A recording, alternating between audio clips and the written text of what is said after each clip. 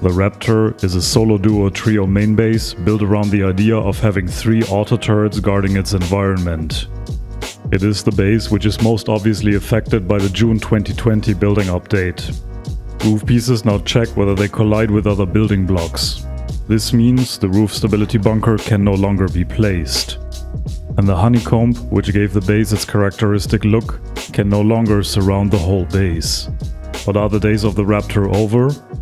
The honeycomb can be easily fixed. Those roofs on the triangles never really contributed to the durability anyway. They were mainly there for aesthetic reasons. The roofs on the square foundations can still be placed. To match the durability of the original design, upgrade the walls of their sides to sheet metal. And to prevent that enemy players use those gaps to hide from the auto turrets, fill them with stone barricades and place metal barricades in front of the auto turrets. With this solution, a brute force raid is as expensive as before, and the base to some extent even keeps its characteristic look. The next issue is that you can no longer place the roof piece to seal the chute. It was meant to increase the cost of a door raid. On the positive side, the building update brought us the new triangle ladder hatch. The cheapest theoretical door raid pass is through the auto turret pod next to the chute. Let's assume the ideal scenario where the auto turret did not pose any trouble. 7 rockets will allow us to enter the second floor corridor. Since we no longer need to keep this square empty for the roof piece, we now find items in front of the chute. From here, we spend 3 rockets on the garage door, and 1 rocket plus a bit of explosive ammo on the ladder hatch. For 11 rockets, we now have access to the chute. We use 4 rockets to blow out the glass windows below. Then 4 more rockets to reach the second main loot room, which is a total of 19 rockets so far. Since we don't need to leave space for the roof stability seal, there are a lot more shotgun traps waiting in the core. To evade them, in my raid tests I jumped into this corner. From here we aim 3 rockets each at the 2 garage doors for a total of 25 rockets. 4 more rockets for a total of 29 rockets open up the primary main loot room.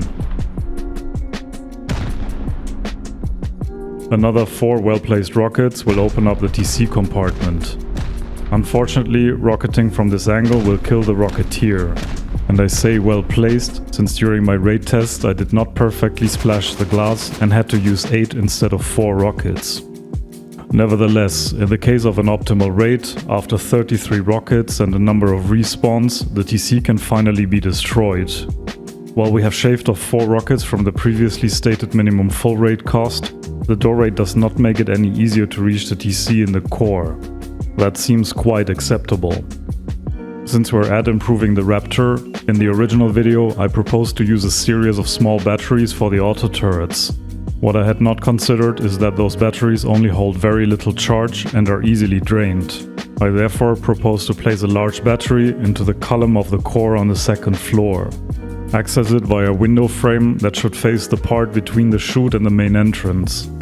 The floor tile above it needs to become armored to prevent it from becoming a weak point to break into the main TC. Since we no longer need to leave space for the roof stability seal, we can also restructure the main living space. I moved the locker next to the bed, where you want it to be. Another sleeping bag now fits into this triangle. The main electrical components have moved in front of the main loot room. There's even enough space for 2 generators, meaning that the whole electrical system can be maintained in case the battery gets drained. As you can see, the June 2020 update certainly affects the Raptor, but with a few tweaks we were able to save it. If the Raptor is your base, don't hesitate to use it with building 4.0. Take care, Evil Wurst, out.